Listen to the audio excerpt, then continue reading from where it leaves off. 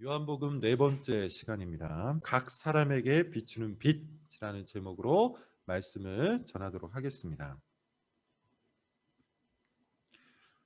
인류 역사상 아주 커다란 변화를 가져온 사건 그리고 발명품들이 여러 가지가 있었습니다. 그 중에 여러분들은 무엇을 꼽으시겠습니까? 아마도 컴퓨터라고 생각하시는 분들이 꽤 있을 겁니다. 실제 컴퓨터의 발명은 인류 역사에 엄청난 변화를 가져온 것이 맞죠. 컴퓨터가 없는 삶을 여러분 한번 상상을 해보세요. 상상도 잘 안 될 겁니다. 컴퓨터의 발명이 얼마나 큰 변화를 가져왔는지 여러분 다 아시리라 믿습니다. 또 어떤 사람은 스마트폰이라고 생각할 수도 있을 거예요. 과거의 기준을 따르면 우리는 지금 거의 슈퍼컴퓨터 수준을 손에 들고 다니는 겁니다. 스마트폰 하나로 거의 모든 것을 할 수 있기 때문에 인류 역사에 아주 커다란 변곡점이 되었다. 이렇게 충분히 평가할 수 있어요. 그 외에도 여러 가지가 있습니다. 자동차. 그렇죠? 자동차가 있기 전과 있기 후를 한번 생각을 해보세요. 전화기도 그렇습니다.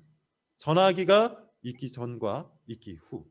인류의 역사는 이와 같이 여러 가지 사건과 발명에 의해서 아주 커다란 변곡점들을 많이 맞았어요. 그런데 여러분, 의외로 많은 역사학자들이 꼽는 최고의 발명품은 좀 다른 겁니다. 굉장히 의외예요. 뭘까요? 세탁기입니다. 역사는 세탁기 이전과 세탁기 이후로 나뉜다는 말이 있을 정도예요. 왜 그럴까요? 세탁기가 발명되기 이전에는 여성들이 빨래를 하느라 하루 종일 거기에 묶여 있었어요. 아이들 옷부터 시작해서 남편의 옷, 자기의 옷, 그리고 이불 등등 하루 종일 빨래를 해도 시간이 모자랐습니다. 그런데 세탁기가 발명된 이후에는 어떻습니까? 여성들의 그 시간이 획기적으로 절약이 되었죠. 그리고 이것은 여성 인권의 신장으로 연결이 돼요. 세탁기가 남성 중심의 근대 사회를 끝내고 여성들이 사회의 일원이 되도록 만드는 결정적 사건, 결정적 발명품이 되었다는 겁니다. 그리고 이것은 문화와 정치와 경제 등 사회 전반의 흐름을 바꾸는 지렛대가 되었고, 심지어 시대의 정신까지 바꾸는 계기가 되었어요. 그런 거대한 파도가 되었다는 겁니다. 그야말로 역사를 뒤집어 엎은 사건과 발명품인 것이죠. 그래서 역사학자들이나 경제학자들은 세탁기의 발명을 역사상 가장 중요한 변화를 불러온 변곡점이다. 이렇게 이야기를 합니다. 충분히 일리가 있죠. 그런데 그것보다 더 중요한 사건이 우리에게 있습니다. 뭡니까? 실제로 역사의 전반과 후반을 나누었던 그 기준이죠. 예수 그리스도입니다. 다 알다시피 BC가 여러분 뭡니까? Before Christ. 예수 그리스도 이전을 이야기하죠. 우리는 지금 AD 2021년에 살고 있는데 AD는 뭡니까? 라틴어죠. 아노 도미니라고 해서 주님의 해. 그런 뜻이에요. 주님의 해. 즉 우리의 역사는 예수님이 오시기 전과 예수님이 오신 후로 나뉘어 있어요. 기독교가 서양 사회를 다스리던 시절에 만들어진 것이기는 하지만 우리의 믿음으로 볼 때도 그것이 맞고 역사적 관점으로 볼 때도 그것이 맞아요. 실제로 예수님이 이 땅에 오신 이후부터 인간의 사회, 인간의 정치, 인간의 경제와 문화는 완전히 달라졌어요. 역사적으로 기독교를 싫어하던 시절도 있었고 기독교를 좋아하던 그런 시절도 있었지만 그것과는 상관이 없이 기독교는 항상 역사를 바꾸어 왔습니다. 서양의 역사와 기독교는 결코 분리될 수가 없고요. 우리의 근대의 역사도 마찬가지예요. 기독교를 따로 떼어놓고 역사를 논할 수가 없을 정도라는 겁니다. 중요한 것은 두 가지입니다. 첫째, 예수님이 역사 가운데로 들어오셨다는 것이고, 둘째, 예수 그리스도의 복음이 들어간 곳에는 항상 어떤 일이 일어났다는 거예요. 오늘 본문이 전하고자 하는 교훈이 바로 이 두 가지입니다. 그리고 이 두 가지 교훈은 요한복음 전체를 통해서 말하고자 하는 교훈이에요. 그래서 오늘 본문은 일종의 썸네일입니다. 썸네일, 미리 보기예요. 요한복음이 말하고자 하는 교훈을 썸네일처럼 미리 보여줘서 독자들에게 요한복음을 살짝 맛보게 하고 있는 본문이라는 거예요. 자, 무슨 말인지 구절을 먼저 한번 읽어볼게요. 구절을 다 같이 읽고 계속해서 설교를 하겠습니다. 우리 각 가정에 계신 분들도 함께 읽겠습니다. 시작. 참 빛 곧 세상에 와서 각 사람에게 비추는 빛이 있었나니. 참 빛 무엇입니까? 우리가 계속해서 공부한 것처럼 1절부터 8절에 있었던 그 내용처럼 예수 그리스도야. 아직까지 요한복음에는 한 번도 그 이름이 나오진 않았지만 우리는 이미 알고 있습니다. 이 참빛은 예수님이에요. 예수님은 모든 만물을 창조하셨다고 했죠. 말씀이 만물을 창조했어요. 그리고 생명의 근원이 되신다고 했습니다. 그리고 그분이 사람들의 빛이 된다. 이렇게 이야기를 했어요. 문제는 어디에 있습니까? 사람들이 빛이 비추었으나 깨닫지를 못하는 곳에 있다고 했죠. 어둠에 속한 사람들은 소경이기 때문에, 앞을 못 보는 사람들이기 때문에, 스스로 어둠에 갇혀 있는 사람들이기 때문에 빛을 빛으로, 생명을 생명으로 보지를 못해요. 그래서 누가 나섭니까? 오늘 우리가 읽은 9절 바로 앞부분에 세례 요한이 나서죠. 세례 요한의 사명은 이 빛을 증거해서 사람들이 빛을 보게 하는 것이었어요. 자, 여기까지가 우리 지난주의 요약이고 또 요한복음 전체의 서론이었습니다. 그리고 이제 본격적인 이야기를 시작하는데 그것이 오늘 9절의 말씀인데 일종의 선언이죠. 참빛, 곧 세상에 와서 각 사람에게 비추는 빛이 있었다. 선언이에요. 9절의 이 말씀은 두 문장입니다. 먼저 참 빛이 세상에 왔다예요. 성경을 주목해서 주의 깊게 읽지 않는 사람에게는 이 문장이 그저 스쳐 지나가는 문장에 불과할 수도 있을 겁니다. 하지만 매우 깊게 읽는 사람에게는 이 문장은 세탁기의 발명보다 훨씬 더 놀라운 역사적 사건이라는 걸 알 거예요. 참 빛이 세상에 들어왔어요. 역사의 시작 전에 계셨고 모든 것을 창조하셨으며 생명과 빛이 되신 말씀, 하나님 자신이신 하나님의 아들 예수 그리스도께서 역사 가운데로 뛰어 들어오신 거예요. 역사를 만드신 분이 역사 속으로 들어오시는 거예요. 세상을 만드신 분이 세상 속으로 들어오신 사건이에요. 이것은 전무후무한 사건입니다. 이 세상에 수많은 종교가 있지만 이런 사건을 가지고 있는 종교는 없어요. 모든 종교의 창시자는 여러분 어떻습니까? 이 땅에서 태어나고 이 땅에서 수행을 하고 이 땅에서 경지에 이르러 그냥 저 땅으로 갔어요. 이것이 모든 종교의 창시자들의 모습이에요. 그래서 모든 종교인들은 그 창시자를 따라서 저 땅으로 가기 위하여 동일하게 수행하고 경지에 이르려고 노력을 하는 것이죠. 이것이 이 땅의 종교입니다. 그런데 기독교의 창시자 예수님은 어떻습니까? 창조자요, 통치자의 자리를 박차고 이 땅 한가운데로 역사 속으로 스스로 들어오셨어요. 역사 밖에서 역사 속으로 들어오신 참 빛, 세상 밖에서 세상 속으로 들어오신 진정한 빛, 그가 우리의 구원자, 그가 우리의 중보자, 그가 우리의 생명, 그가 우리의 빛이신 예수 그리스도인 겁니다. 그런데 더 놀라운 것은 9절의 두 번째 문장입니다. 참빛, 그가 세상에 들어오셨는데 그 빛이 각 사람에게 비춘다는 것이죠. 모든 사람들을, 모든 개인들을 참 빛이 되시는 그가 비추고 있다는 겁니다. 그래서 기독교는 이 세상에 존재하는 그 수많은 종교, 그 수많은 철학, 그 수많은 사상과 근본이 달라요. 이 세상에 존재하는 종교와 철학과 사상은 출발이 어디에 있습니까? 이 세상에 존재하는 자기 자신에게 있죠. 예를 좀 들어보죠. 약간 어려운 말이 될 수도 있지만 그렇게 어렵게 풀지 않았으니 여러분 한번 잘 들어보세요. 근대 철학의 아버지라고 할 수 있는 데카르트라는 철학자가 있죠. 유명한 말을 합니다. 나는 생각한다, 고로 존재한다. 무슨 뜻일까요? 생각하고 있는 나의 존재는 절대로 부정할 수 없다는 뜻이에요. 신이 있는지 없는지 잘 모르겠다. 구원이 있는지 없는지도 잘 모르겠다.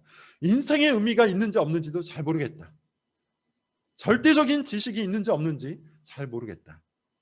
그렇지만 적어도 그것에 대해서 생각하고 있는 나 자신은 분명히 존재한다. 그래서 데카르트의 철학은 자아로부터의 출발이에요. 나로부터의 출발이에요. 생각하고 있는 나 자신은 절대로 부정할 수 없으니 나야말로 절대적인 기준이요 절대적인 지식이다. 자기 자신이 최고의 권위가 되는 겁니다. 이것이 근대 철학의 출발이에요. 종교는 어떨까요? 특별히 불교라는 종교를 여러분 한번 생각을 해볼까요? 제가 몇 번의 강의를 통해서 한번 말씀을 드린 적이 있습니다. 불교의 시작은 고예요. 고통이에요. 고통에서 벗어나는 것, 그것이 목적입니다. 고통을 인지하고 그 고통에서 벗어나는 것이 불교의 목적이라는 거예요. 고통에서 벗어나기 위해서는 깨달음이라는 것이 굉장히 중요한데요. 그래서 소위 말하는 해탈이 필요한 것이죠. 해탈이 여러분 뭡니까? 해탈은 이 세상의 번뇌, 이 세상의 굴레에서 벗어나서 근심이 없는 마음이 편안한 상태를 의미해요. 해탈하기 위해서 불교가 권면하는 것이 수행입니다. 8정도 들어보셨을 거예요. 8가지의 바른 길. 이 8정도를 수행을 해서 깨달음을 얻고 해탈의 경지에 올라설 수 있다. 이것을 가르치는 것이 바로 불교입니다. 결국 불교의 출발은 뭡니까? 고통당하는 나예요. 그리고 그 고통에서 벗어나기 위해 수행을 하는 나이고 그것을 통해 해탈을 하게 될 나. 이것이 바로 불교의 출발이에요. 그래서 불교를 자아의 종교라고 하는 겁니다. 요즘 대중 강연을 하는 불교 스님들 말을 여러분 한번 잘 들어보세요. 유명한 분들이 계시잖아요. 그분들의 강연을 TV나 유튜브나 등등에서 한번 들어보세요. 결국에는 딱 하나의 결론이 나옵니다. 다 자기 하기 나름이다. 결국 그것이 결론이에요. 인생에 수많은 고통이 있고 수많은 번뇌가 있지만 결국에는 너 자신이 그것을 어떻게 바라보고 어떻게 대하느냐에 따라 달라진다. 무엇을 말하려고 하는지 여러분 아실 겁니다. 이 세상에 존재하는 모든 종교, 모든 철학, 모든 사상, 모든 가치들은 철저하게 자기를 중심으로 해요. 자아를 출발점을 합니다. 자아를 수단으로 삼고 자아를 목표로 해요. 딱 하나. 기독교만이 그 출발이 달라요. 기독교만이 그 수단이 다르고 그 목표도 다릅니다. 기독교의 출발은 뭡니까? 방금 우리가 읽은 그 말씀이에요. 참 빛. 그분이 세상 속으로 뛰어든 사건. 그것이 기독교의 출발이에요. 예수 그리스도가 우리 신앙의 모든 것이 된다는 겁니다. 이 세상을 만드시고 역사를 섭리하시는 예수 그리스도께서 이 땅 한가운데로 뛰어드신 그 사건이 기독교의 토대요, 기독교의 목적이 되는 거예요. 그런데 문제가 있죠. 우리가 앞서 본 것처럼 빛이 어둠에 비추되 어둠에 속한 그들이 깨닫지 못하는 거예요. 그 말은 여러분 뭘까요? 자아에 함몰된 사람들은 오로지 자기 자신만을 보느라 참 빛이 되시는 예수님을 보지 못한다는 것이죠. 자, 10절부터 11절 오늘 본문입니다. 우리 각 가정에 계신 분들도 한번 본문을 보고 같이 읽어보도록 할게요. 10절, 11절입니다. 같이 읽을게요. 시작. 그가 세상에 계셨으며 세상은 그로 말미암아 진바 되었으되 자기 땅에 오매. 참 빛이 되시는 예수님께서, 말씀으로 세상을 창조하신 예수님께서 이 땅 가운데로 오셨습니다. 손수 지으신 세상에 찾아오셨어요. 그런데 세상이 그를 알아보지 못한대요. 자기가 통치하시는 자기 왕국, 자기 땅에 오셨어요. 그런데 자기 백성들이 그를 받아들이지 않습니다. 자아몰입, 자아실현, 자기 중심에 빠져 있는 사람들은 세상 속에 뛰어드신 참 빛을 발견하지 못해요. 그래서 모든 종교, 모든 철학, 모든 사상, 모든 가치들은 자아를 출발점으로 삼아 구원을 꿈꾸는 겁니다. 그들은 영적인 소경이기 때문이에요. 빛은 왔지만 그들의 눈은 여전히 어두웠어요. 사실 자기 몰입이 사람들의 눈을 가린다는 것은 꼭 영적인 일이 아니더라도 실제 증명된 이론이기도 해요.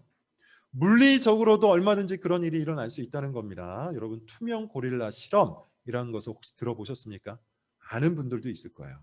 1990년에 일리노이 대학에서 실시한 심리학 테스트예요. 사람들에게 흰색 옷을 입은 사람들이 몇 번이나 공을 주고받는지 그 횟수를 한번 세어보라고 명령을 줍니다.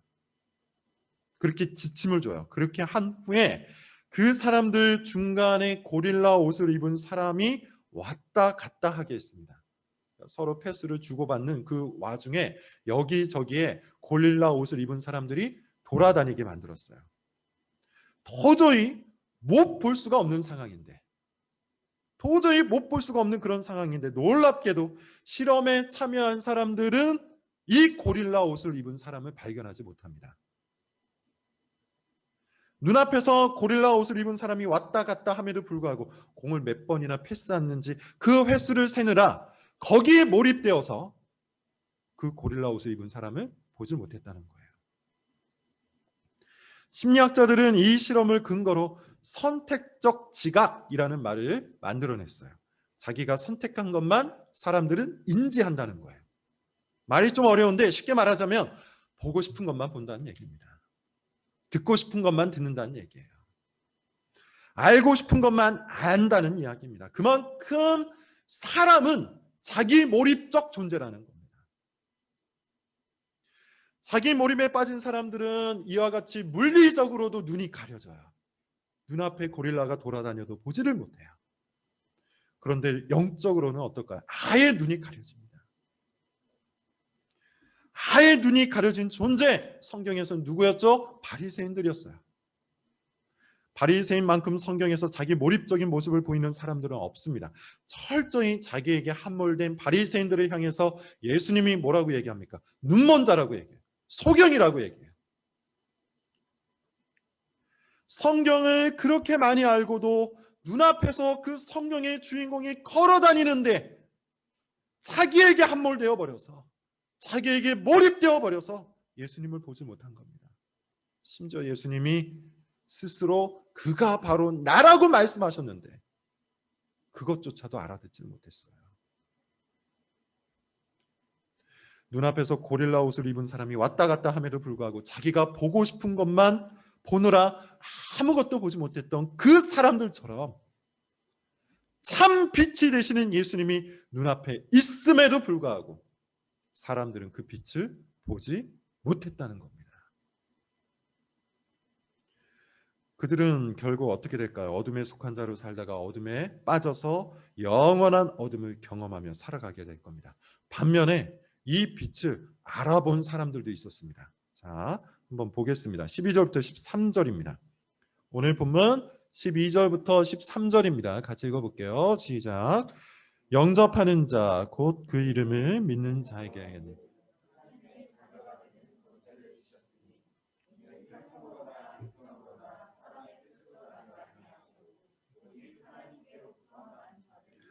누굽니까? 누가 참 빛을 보았습니까? 하나님께로부터 난 자들이에요. 무슨 말일까요? 당시 유대인들을 겨냥하는 말인데, 당시 유대인들은 자기들이 유대인이기 때문에, 혈통적으로 유대인이기 때문에 하나님의 자녀라고 믿은 겁니다. 유대인이기 때문에 구원을 얻었다고 믿은 거예요. 그런데 놀랍게도 말씀이요 생명이요 참 빛이 되시는 하나님의 아들 예수님이 역사 안으로 들어오셨는데 그분을 알아보지 못한 거예요. 왜냐하면 그들은 진짜 하나님의 자녀가 아니었기 때문이에요. 누가 하나님의 자녀입니까? 영접하는 자예요. 영접한다는 말의 의미가 뭡니까? 예수 그리스도의 이름을 믿는 자예요. 예수님의 이름을 믿는 자입니다. 예수님이 참 빛이요 참 생명이요 창조주요 통치자요 구원자라는 것을 믿는 자, 그가 바로 하나님의 자녀예요. 자, 여러분, 앞서 그런 말씀을 드렸어요. 이 세상에 수많은 변화를 일으킨 사건들이 있고 발명품들이 있었지만 예수 그리스도께서 역사 속으로 뛰어든 이 사건만큼 놀랍고 거대한 사건이 없다고 했습니다.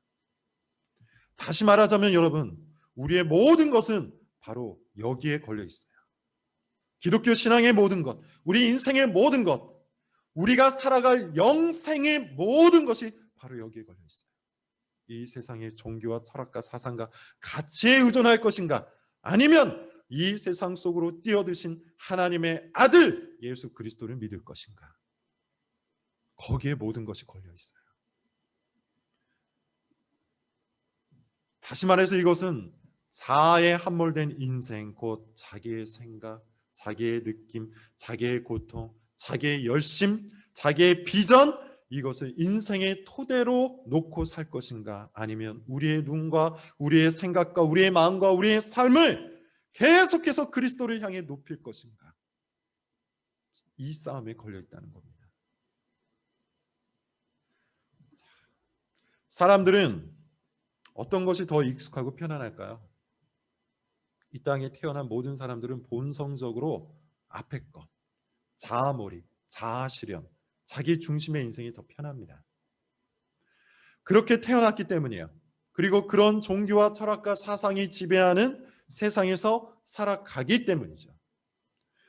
우리는 우리 밖의 존재에게 우리의 모든 것을 의존하기보다는 우리가 스스로 단련하고 스스로 노력하고 스스로 열심을 부려서 무엇인가를 성취하는 것을 더 좋아하고 편안해하는 존재라는 겁니다. 그래야만 자아 실현이 되고 그래야만 더욱 자기 중심적인 인생을 살 수 있기 때문이죠. 그래서 어떻습니까? 그렇게 자기 몰입에 빠져 있는 그 순간에 내 앞에 나타나신 참 빛이 되시는 예수 그리스도를 보지를 못하는 것이죠. 내 앞에 참 빛이신 예수님이 돌아다니든 말든 별 관심이 안 생겨버리는 겁니다. 지금 당장 내 욕망을 채우지 못했는데 참 빛이신 예수님이 도대체 무슨 상관이란 말인가? 지금 당장 내 고통을 해결하지 못했는데 참 생명이신 예수님이 도대체 무슨 소용이란 말인가? 이런 마음이 드는 겁니다. 그들에게는 역사 속으로 뛰어드신 역사의 통치자, 세상 속으로 뛰어드신 세상의 창조자 예수 그리스도가 별로 중요하지 않은 거예요. 지금 당장 내 눈앞에 있는 욕망과 필요와 고통만이 모든 주제가 될 뿐이에요. 그런데 그 와중에 예수님을 보는 사람들이 있다고 했죠. 누굽니까? 하나님의 자녀예요. 예수님을 영접하는 사람들이에요. 그들이 보는 예수님은 어떤 모습입니까? 14절을 같이 한번 읽어볼게요. 하나님의 자녀가 보는 예수님의 모습 이와 같습니다. 같이 한번 읽어볼게요. 시작. 말씀이 육신이 되어 우리 가운데 거하심에 우리가 그의 영광을 보니 아버지의 독생자의 영광이요 은혜와 진리가. 예수님을 믿고 하나님의 자녀가 된 사람들은 예수님을 통해 뭘 봅니까? 영광을 보죠. 예수님을 통해 뭘 봅니까? 은혜를 봅니다. 예수님을 통해 진리를 봅니다. 예수님 자신이 하나님의 영광이요 하나님의 은혜, 하나님의 진리가 되시기 때문이에요. 예수님을 통해 영광을 본 사람은 예수님만이 유일한 갈망이 됩니다. 그래서 예수님을 더욱 원합니다. 예수님을 통해 은혜를 맛본 사람은 예수님이 유일한 사랑이 됩니다. 그래서 예수님을 더욱 알기를 원합니다. 예수님을 통해 진리를 본 사람은 예수님이 가장 고상한 지식이 됩니다. 그래서 과거에 자기가 붙들고 있었던 모든 것들을 해로 여깁니다. 더러운 것으로 여겨요. 예수님을 통해 그는 온 우주의 창조와 온 세상의 역사의 진정한 주인이 누군지를 알게 됩니다. 그래서 예수님을 믿는 사람은 시선이 바뀌죠. 마음이 바뀌죠. 세상이 바뀌죠. 목표가 바뀌고 삶이 바뀌는 거예요. 그럴 수밖에 없는 거예요. 여러분, 지금 여러분에게 가장 중요하고 가장 긴급한 일은 바로 이겁니다. 혹시 어려움 속에 있는 사람이 있습니까? 좋습니다. 그 고통의 마음을 갖고 눈을 들어서 예수님을 보십시오. 하나님의 영광이요 은혜요 진리가 되시는 예수님을 보십시오. 고통이 되는 그 현실이 아니라 저 영광스러운, 저 아름다운 예수님을 보십시오. 혹시 결혼 생활에 문제가 생긴 분이 있습니까? 좋습니다. 그 문제를 안고 마음을 높여서 예수님을 보십시오. 말씀이 육신이 되어 우리 가운데로 걸어오신 예수님을 보세요. 온 우주를 통치하시고 온 세상을 창조하신 예수님이 우리 각 사람을 비추는 빛이 되십니다. 직장의 문제, 결혼의 문제, 관계의 문제, 건강의 문제에 부딪혀 있는 분이 있습니까? 예, 그 모든 문제를 품고 우리 주 예수님을 보십시오. 생명의 근원이 되시는, 모든 문제의 해답이 되시는 하나님의 아들이신 예수님을 보십시오. 자기에게 몰입되어 있는 그 생각을 꺼내서 예수님을 공부해 보십시오. 자기에게 함몰되어 있는 그 감정에서 벗어나 예수님을 바라보십시오. 기독교 신앙은 내가 아니라 예수님이 시작이에요. 내가 아니라 예수님이 모든 겁니다. 예수님을 볼 수 있어야 합니다. 예수님을 알 수 있어야 합니다. 예수님을 믿어야 합니다. 이것만이 우리 인생의 가장 중요하고 가장 긴급한 사건이에요. 다른 모든 것들은 이것에 의해 해결이 되고 이것에 붙어 있고 이것으로부터 얻게 되는 열매일 뿐입니다. 이제 귀를 열어 세례 요한이 증언하는 예수님에 관해서 들어봅시다. 15절부터 18절입니다. 세례 요한이 증언하는 예수님의 모습은 이와 같습니다. 우리 같이 한번 읽어볼게요. 시작. 요한이 그에 대하여 증언하여 외쳐 이르되 내가 전에 말하기를 내 뒤에 오시는 이가 나보다 앞선 것은 나보다 먼저 계심이라 한 것이 이 사람을 가리킴이라 하니라. 우리가 다 그의 충만한 데서 받으니 은혜 위에 은혜라. 율법은 모세로 말미암아 주어진 것이요 은혜와 진리는 예수 그리스도로 말미암아 온 것이라. 본래 하나님을 본 사람이 없으되 아버지 품속에 있는 독생하신 하나님이 우리 가운데 나타나셨습니다. 참 빛이신 그분이 세상 속에 오셨습니다.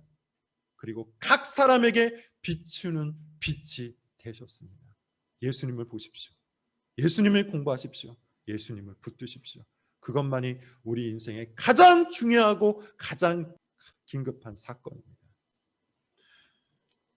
그런 모든 은혜와 진리의 사건이 우리 성도들 가운데 있기를 바랍니다. 기도하겠습니다.